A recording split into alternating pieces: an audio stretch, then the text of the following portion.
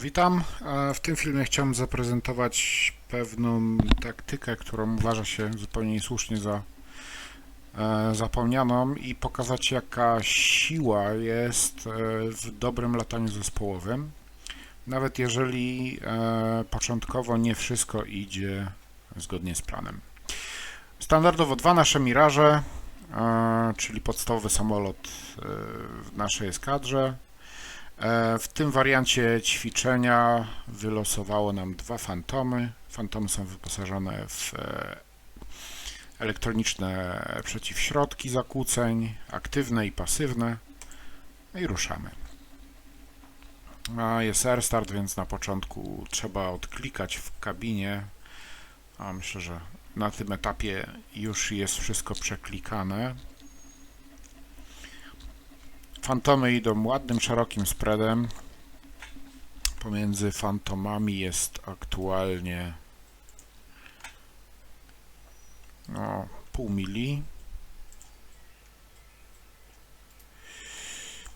No u nas nie jest tak ładnie. Siłą rzeczy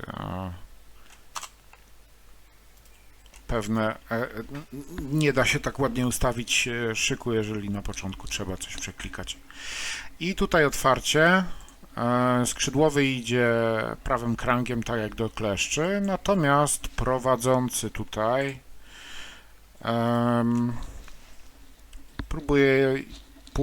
próbuje tutaj wykonać strzał top-down na dopalaczu, zwiększyć energię, wznoszenie na tyle płaskie, żeby nie wytracić prędkości. Chodzi o to, żeby nabierać i prędkości, i wysokości jednocześnie. Phantom, energia tutaj właściwie jest niemalże jednakowa i tutaj cały pomysł się sra. Po pierwsze dlatego, że log się cały czas zrywa, po drugie dlatego, że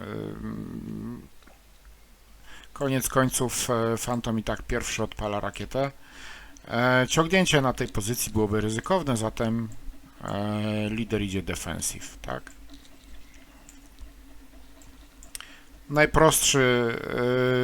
Najprostsza obrona. Lider idzie cold i w dół. Rakieta gubi się i kinetycznie, i na tym etapie gubiony jest też log. To widać tutaj.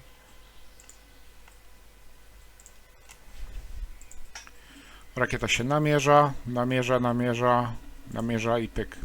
W tym momencie rakieta traci loka. Tutaj, jeszcze nie. Jest. Tutaj już lok jest zerwany. Na drugiej stronie dzieje się to samo. Cofnijmy trochę.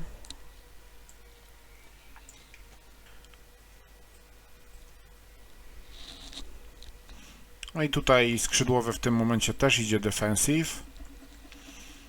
Ustawienie się prostopadle ma pomóc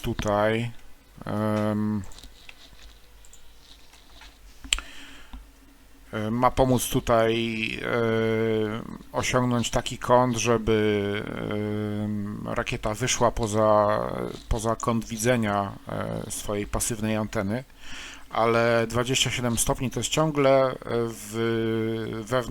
wewnątrz jej kąta widzenia, zatem lok nie zostaje zerwany. 35 stopni z mojego doświadczenia to jest graniczna wartość dla Sparrow. Być może 30 stopni też by wystarczyło, musiałbym jeszcze przetestować, ale przy 35 stopniach definitywnie ten kontakt, którego zerwaniu. Tutaj, właśnie. I tutaj osiągamy ten kąt, w którym rakieta już nie widzi celu i kontakt się zrywa. Log dalej jest, natomiast rakieta sama w sobie już celu nie widzi. Z pokładu rakiety wygląda to mniej więcej w ten sposób.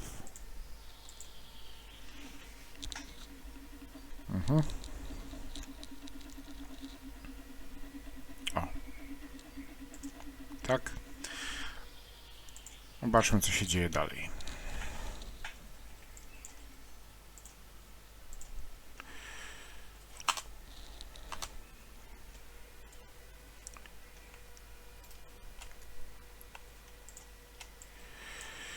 Dalej sytuacja zaczyna wyglądać niespecjalnie wesoło.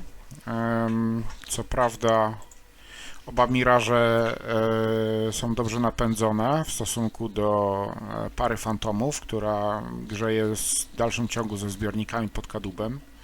Z dość oczywistych względów Mirage dysponuje dużą ilością paliwa na pokładzie i bardzo ekonomicznym silnikiem. Phantom to maszyna jednak troszkę starszej generacji.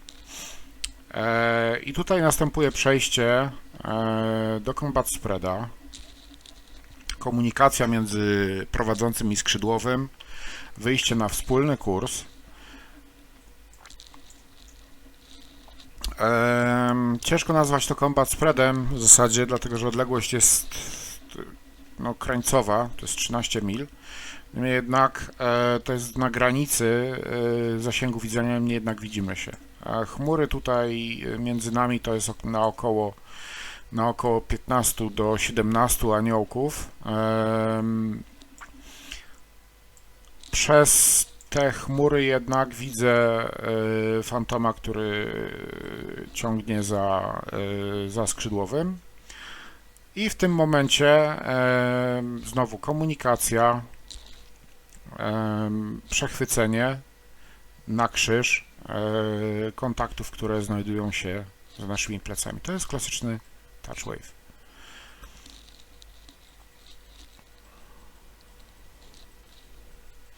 Przelokowanie się, nawet mając z tyłu operatora radaru, tego WIZO, i zorientowanie się w tym, co się dzieje, jest bardzo mało czasu na to, żeby się zorientować, co się dzieje. Tutaj jest pierwsza rakieta.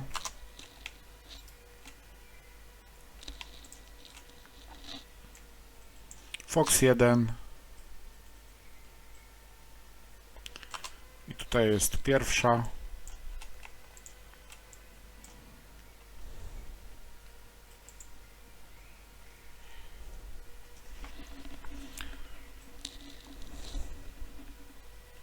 I druga rakieta.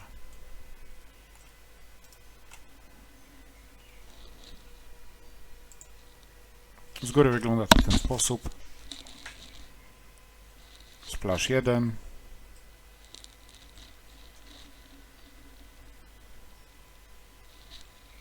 No i splash 2.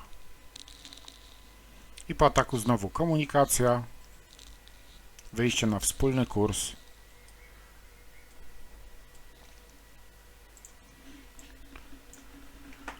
No i zebranie się do kupy, tak? To jest Touchwave w wykonaniu na myśliwcach trzeciej generacji uzbrojonych w rakiety Fox 1 dość wczesnej generacji. Dziękuję.